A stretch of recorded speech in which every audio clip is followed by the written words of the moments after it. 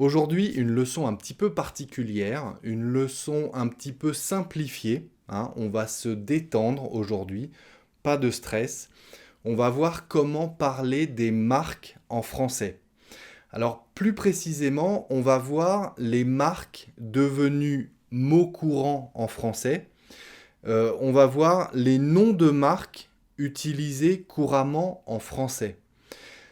Peut-être que dans votre langue maternelle, c'est le cas également, mais il y a des noms de marques comme ça qui sont tellement utilisés et qui ont tellement marqué une époque, peut-être, ou une catégorie d'objets ou des choses comme ça, que ces noms de marques sont devenus des mots courants en français.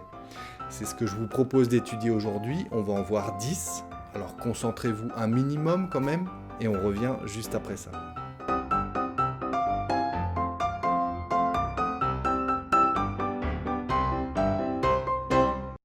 Bonjour à tous et bienvenue sur le Français by Alex.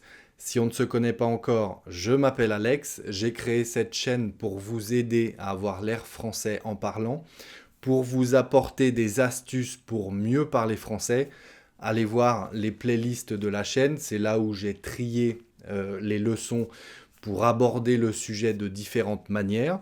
Donc si vous souhaitez avoir l'air français en parlant, eh bien, je vous propose de vous abonner et de cliquer sur la cloche à côté pour recevoir une notification à chaque nouvelle parution, c'est-à-dire tous les lundis et tous les jeudis. Vous connaissez la chanson maintenant, hein, c'est une expression, connaître la chanson, ça veut dire vous connaissez le discours. Allez voir dans la description de cette leçon, vous pouvez vous inscrire pour recevoir les transcriptions des prochaines leçons. Allez voir, vous cliquez sur le lien, vous inscrivez votre prénom, votre adresse email et tout se fera automatiquement. C'est complètement gratuit, donc allez-y, ça prend 10 secondes, je compte sur vous. Alors comme je vous le disais, je vous propose aujourd'hui très simplement 10 marques, pas forcément françaises, hein, mais des marques qui sont utilisées comme des mots courants, des noms communs en français, alors que ce sont des noms de marques. Peut-être que vous faites ça dans votre langue maternelle également. Dites-le moi en commentaire. Je ne pense pas que ce soit une spécialité française. Mais pour avoir l'air français et pour parler comme les Français natifs, eh ben du coup, il faut connaître ces marques et il faut savoir comment les utiliser. C'est ce que je vous propose. La première, je vais juste vous montrer des photos, hein. Qu'est-ce que c'est ça? Une fenêtre, évidemment, qui laisse passer la lumière sous une toiture ou dans les greniers, etc., dans les combles aménagés, comme on dit en français. Comment ça s'appelle? Ça s'appelle un Velux. Et Velux, c'est le nom de la marque, c'est le nom du fabricant. Une marque danoise, d'ailleurs, hein, qui nous vient du Danemark, donc, créée en 1941, si je ne m'abuse, si je ne me trompe pas.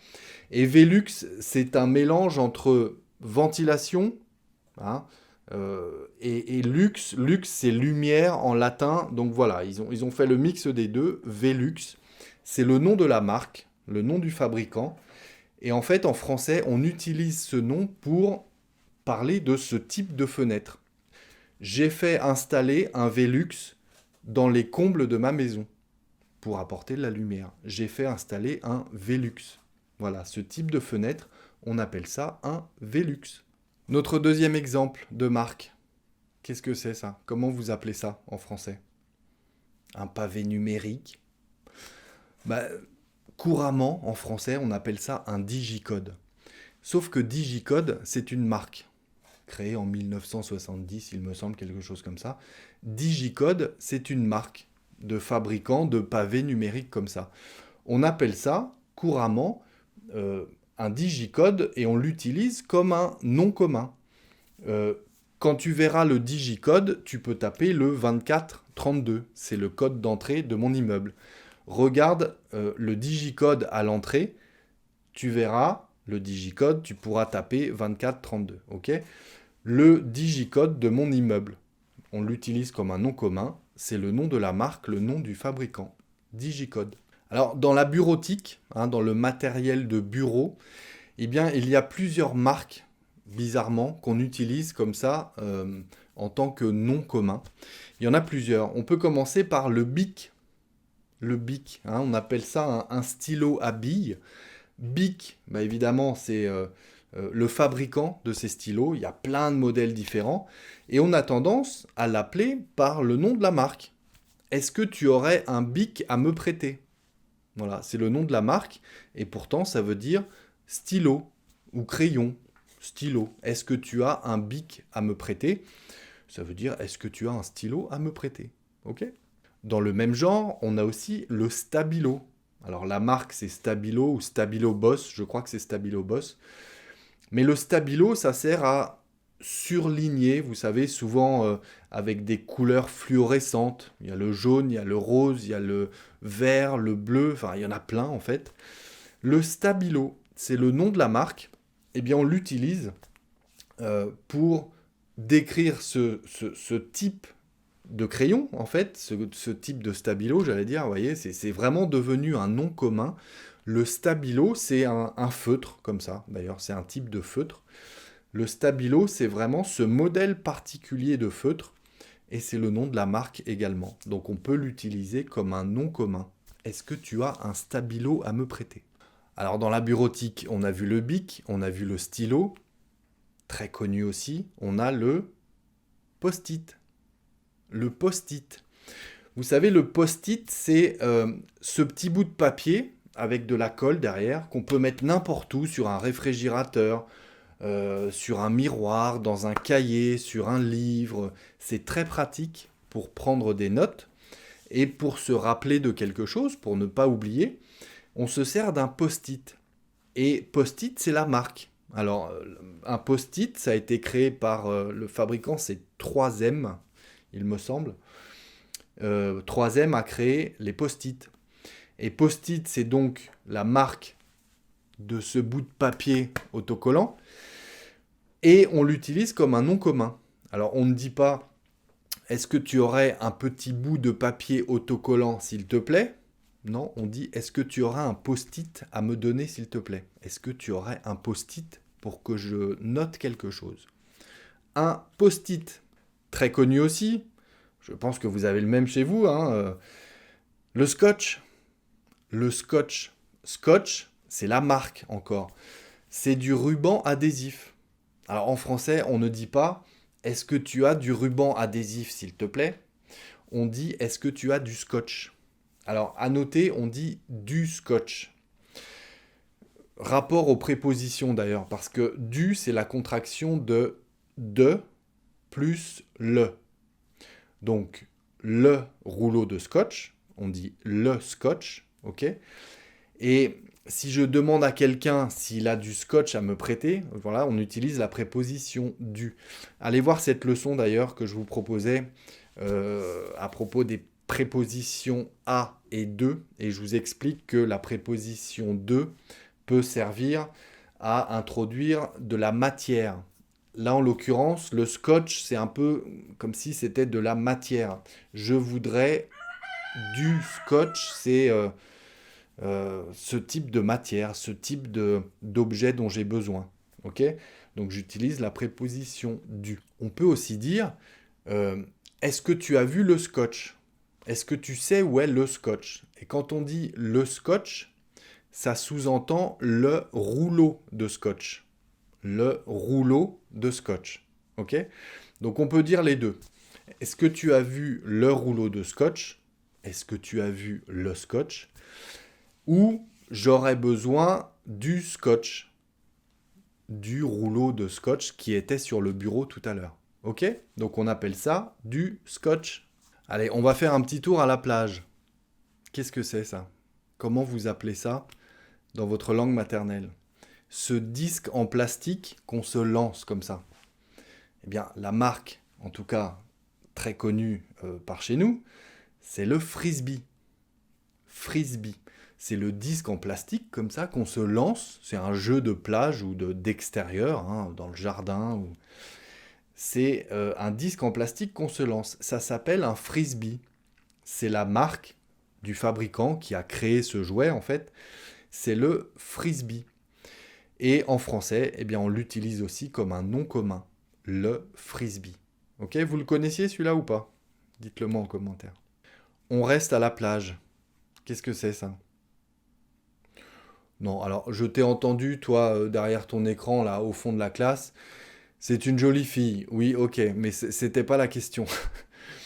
C'est un jet ski. C'est un jet ski. Hein, et jet ski, c'est une marque.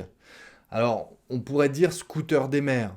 Mais si je dis je suis parti en vacances, j'ai loué un scooter des mers, c'est correct. Sauf que 99% des gens vont dire je suis parti en vacances et à la mer, j'ai loué un jet ski. Un jet ski. C'est une marque. Hein, c'est une marque qui date d'il y a bien longtemps d'ailleurs, mais à la création de ce type de scooter des mers, ça s'appelait un jet ski. Ensuite, le mot jet ski, la marque jet ski, les droits ont été cédés à d'autres fabricants, etc. Enfin, je ne vous fais pas l'historique de la marque, mais n'empêche que jet ski, c'est une marque et c'est devenu aussi un nom propre en français. Donc on fait du jet ski à la plage. Et puisqu'on est en mer, on va y rester. Comment vous appelez ça? Un bateau pneumatique? Ok.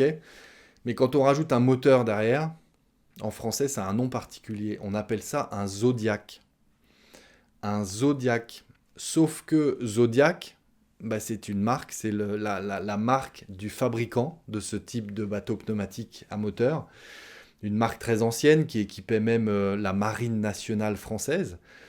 Donc le Zodiac, très connu, encore une fois, une marque devenue non commun en français, à connaître impérativement pour avoir l'air français, le Zodiac. Et puis on va finir en beauté, celui-ci je pense que le monde entier le connaît, ce mot. Est-ce que dans votre langue, vous utilisez le nom de la marque également? J'ai pris une photo de mon jardin, évidemment, hein, bien sûr, avec le coq qui chante derrière. Qu'est-ce que c'est ça? C'est pas mon jardin, je précise, hein, c'est une photo que j'ai prise sur Internet. Hein. C'est un jacuzzi. Un jacuzzi. Un bain à bulles, en fait. Hein. Un bain à bulles, bon, c'est un jacuzzi. Mais jacuzzi, c'est la marque du fabricant. En tout cas, c'est une marque de fabricant de bains à bulles, comme ça. Et en français, eh bien, on appelle ça un jacuzzi. Je suis allé au spa cet après-midi, je suis resté 2 heures dans le jacuzzi. Voilà, on l'utilise comme un nom commun. J'allais dire un nom propre, non, comme un nom commun. Le fameux jacuzzi. Ok? Allez, 10 mots à apprendre. Hein, ça va, c'est pas trop compliqué, faut juste s'en rappeler. Les Velux, les Stabilo, les bics, les jet skis, les jacuzzi, etc. Vous en avez 10 à apprendre. Dites-moi en commentaire si vous utilisez également des marques comme ça dans votre langue maternelle ou si vous utilisez plutôt le nom commun, le bain à bulles, le bateau pneumatique à moteur, etc., etc. Okay, en français, en tout cas, on utilise ces noms de marques comme des noms communs et si vous ne le faites pas, vous n'aurez pas l'air français en parlant. Donc je compte sur vous. Écrivez-moi également des exemples, des petites phrases avec ces noms de marques en commentaire et ça vous permettra de pratiquer. Alors, il y en a plein d'autres. Hein, je pourrais faire d'autres leçons. J'en ai une de planifiée. Dites-moi si vous voulez d'autres exemples ou pas. Hein. J'espère que la plupart d'entre vous êtes restés encore juste là, que vous ne vous êtes pas ennuyés avec ces noms de marques. Je le saurai dans les statistiques de toute façon, hein, puisque je vois tout dans les statistiques de YouTube. Et puisque l'on parle de statistiques, vous êtes encore 42% d'entre vous, tout le monde qui regarde là, 42% d'entre vous n'êtes pas abonnés à ma chaîne. Pourquoi? Pourquoi? Dites-le moi en commentaire. Pourquoi vous n'êtes pas abonné? Allez-y, je compte sur vous. Abonnez-vous, cliquez sur la cloche et je fais paraître des nouvelles leçons tous les lundis et tous les jeudis. Voilà, je le répète à chaque fois. Jetez un œil à mon compte Instagram pour avoir des expressions de tous les jours que je poste quotidiennement. Allez jeter un œil sur ma page Patreon si vous avez envie que je vous envoie une carte postale tous les mois, voire même des livres français, donc ça peut être intéressant. Et puis d'ici la prochaine leçon, Je vous dis travaillez bien, restez concentrés, prenez soin de vous et à très bientôt sur le Français by Alex.